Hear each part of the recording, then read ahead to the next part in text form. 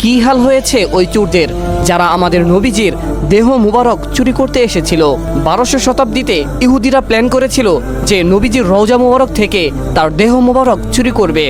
দুইজন ইহুদি বড় বড় দাড়ি রাখলো এবং সুফি দরবেশের বেশ নিয়ে মদিনাতে প্রবেশ করে ফেলল।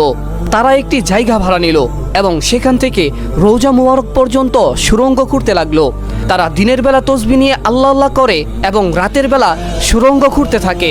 সুলতান নুরুদ্দিন একদিন স্বপ্নে দেখল রাসূল সাল্লাল্লাহু আলাইহি ওয়াসাল্লাম তাকে বলছে, এই দুইজন ব্যক্তি আমাকে খুবই পেরেশান করছে।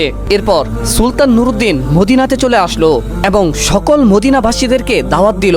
ওই দুজন ব্যক্তি আসলো না যাদেরকে তিনি স্বপ্নে দেখেছিলেন। লোকদেরকে জিজ্ঞাসা করার পর সেই দুজন ব্যক্তির ঘরে গেলেন। তাদেরকে তো পেলেন না, কিন্তু দেখতে পেলেন ঘরের মাঝখান থেকে একটি সুড়ঙ্গ প্রায় নবীজির রওজা মুবারক পর্যন্ত পৌঁছে গিয়েছে। তারপর ওই দুইজনকে আটক করে ঘোড়ার পিছনে বেঁধে রাখেন। তাদেরকে উপযুক্ত শাস্তি দেন যেন এই ধরনের কাজ আর কেউ করার সাহস না করে।